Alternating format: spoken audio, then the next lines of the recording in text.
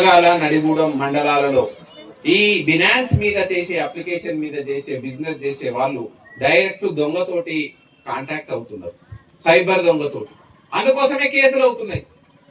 మనకు తెలుసు ఏది ఏది నిజాయితీతో కూడిన బిజినెస్, ఏది నిజాయితీ లేనటువంటి బిజినెస్. నిజాయితీతో కూడిన బిజినెస్ ని ఎవరు కూడా ఏమి తప్పు పట్టవు.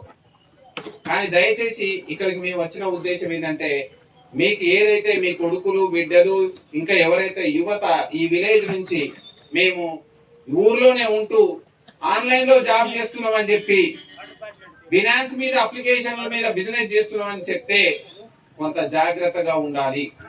ఒక వ్యక్తికి ఒక అకౌంట్, 2 అకౌంట్లు, 3 అకౌంట్లు ఓకే పరిమితం మేడం, ఆయన బిజినెస్ బట్టి ఆధారాలను బట్టి అకౌంట్లు ఉండొచ్చు. కానీ వీళ్ళు ఏం చేస్తున్నారంటే ఒక అకౌంట్ ఫ్రీజ్ కాగానే, ఒక అకౌంట్ క్లోజ్ కాగానే ఇంకా వాళ్ళ బంధువుల పేరు మీద, వాళ్ళ ఇంకొకరి పేరు మీద, వాళ్ళకి తెలిసిన వాళ్ళ పేరు మీద, ఫ్రెండ్స్ పేరు మీద అకౌంట్స్ తీసి అవన్నీ మనకు డేటా అంతా అక్కడ ఉంటుంది. ఏ రోజైనా దాన్ని మాన్సలేదు. ఈ రోజు ఒక ఇద్దరు కొట్లాడుకురంటే చిన్న గీత పడ్డది, దెబ్బ తాకినంటే 4 రోజులు పోతే గాయం నయం అయిపోతుంది. కానీ ఈ కంప్యూటర్ బేస్లో చేసిన దొంగతనం అది మాయం కాదు. ఏ రోజు కూడా మనం తప్పించుకొని పోలేము. అందుకోసమే ఇక్కడ ఉన్నటువంటి అమ్మలు అక్కలు అందరికీ చెప్పేది, ఎవరైనా ఈ విధంగా చేయదు, మంచి బిజినెస్ చేసుకోమనండి. కళ్ళ ద్వారా ఎక్కడా కూడా దొంగకి ఆస్కారం లేనటువంటి బిజినెస్ చేసుకోమనండి. దొంగ సొమ్ము ఏ రూపంలో వచ్చినా దాంట్లో మనం పాత్ర అయినామంటే మనం ఖచ్చితంగా చట్ట ప్రకారం పోలీసులు తీసుకునే యాక్షన్ కి గురిగా వస్తుంది అని చెప్పాలి. ఈ రోజు ఒక నేరస్తుడు ఒక నేరం చేసిండు అంటే పోలీస్ వ్యవస్థ అంటే దేనికి? మనం చట్టాన్ని అమలుపరిచి కొట్టడంగానే పోలీసులు వచ్చి కొట్టడానికి కాదు.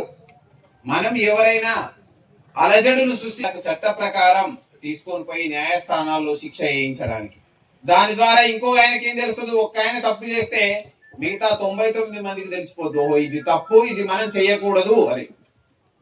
మరి ఆ విధంగా ఉన్నటువంటి సొసైటీలో ఈ రోజు ఒక తప్పు చేసి ఆ తప్పు కరెక్టే అని మనం సమర్థిస్తే అది కొన్ని రోజులకు పోయిన తర్వాత ఆ సమాజం మొత్తం కూడా ఈ యొక్క తప్పును అంగీకరించే సమాజంగా మారిపోతుంది. దానివల్ల సజ్జనుడు అనే మంచి అనేది సమాజంగా దూరంగా పోయినప్పుడు ఏమొస్తుంది? అన్ని విపరీతమైన ధోరణులు వస్తాయి, నేర ప్రవృత్తి వస్తుంది, కష్టపడి సంపాదించే గుణం పోతుంది, ఇంకా ఆడవాళ్ళ మీద ఇబ్బందులు తలెత్తే విధంగా తయారవుతుంది. తాగుడుకు బానిస అవుతారు, గంజాయికి బానిస అవుతారు.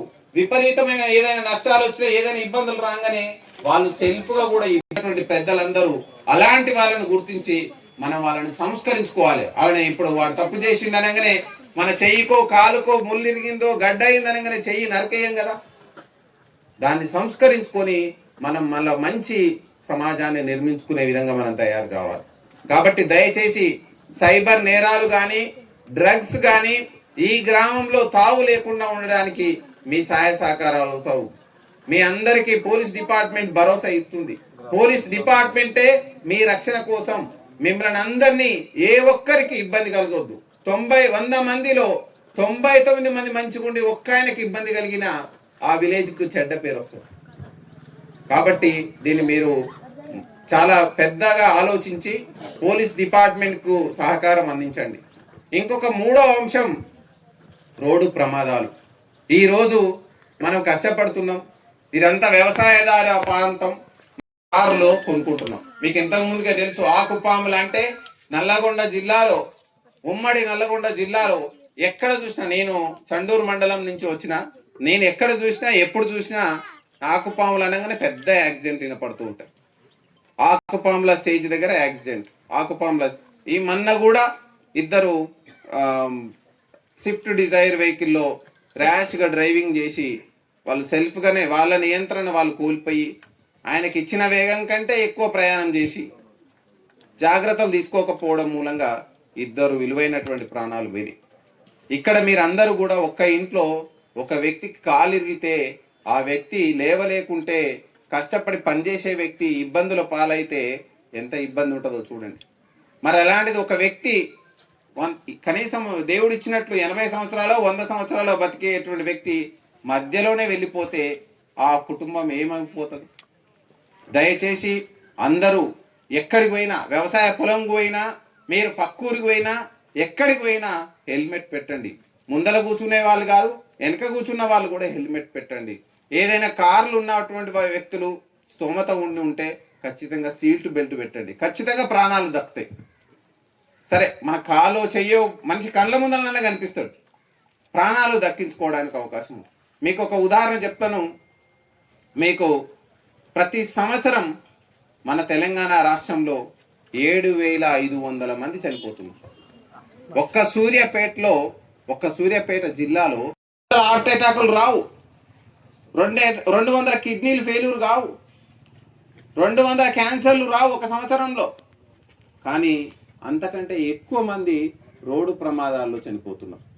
సరే, భగవంతుడు పుట్టించుండు, భగవంతుడే తీసుకపోతుండంటే సరే, ఆయన మనం కొంతకాలం ఇక్కడ జీవించి ఆయన యొక్క ఆయుష్ ఎంత ఉందో అంతవరకు వృద్ధాప్యం వచ్చిన తర్వాత వెళ్ళిపోతే ఏం కాదు, ఆయన కూడా తెలిసిపోద్ది. నేను ఇవన్నీ జీవించిన, బాల్యం జీవించిన, యువకునికి జీవించిన, మధ్య వయసుగా జీవించిన, వృద్ధాప్యంలో జీవించిన, నలుగురికి మంచి చేసిన.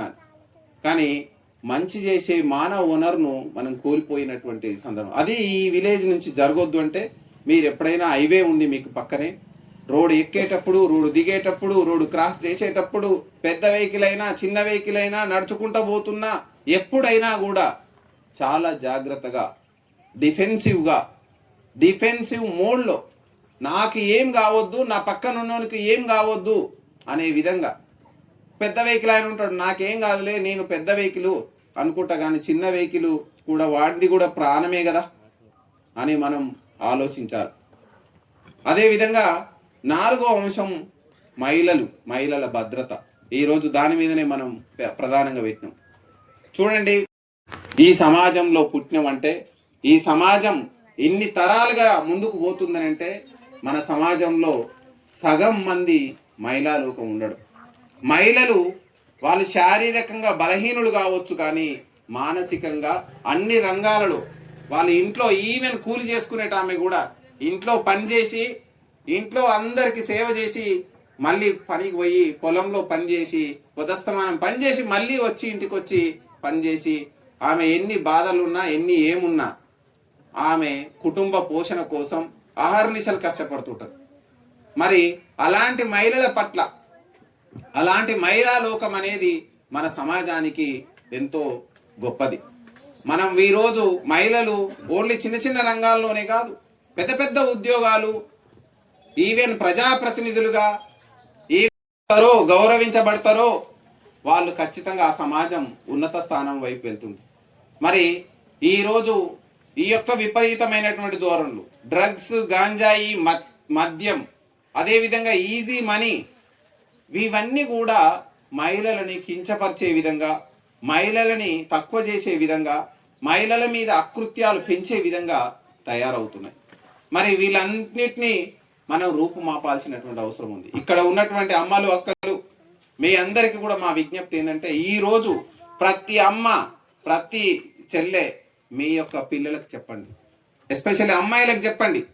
మీరు ఎక్కడైతే మీకు ఇచ్చినటువంటి గమ్యం ఏదైతే ఉందో, మీరు చదువుకునే స్థానంలో కావచ్చు, కాలేజీలో కావచ్చు, మీకు ఇచ్చినటువంటి లక్ష్యం ఏముందో దాన్ని అద్దు మీరితే మీకు ఇబ్బందులు వస్తాయి.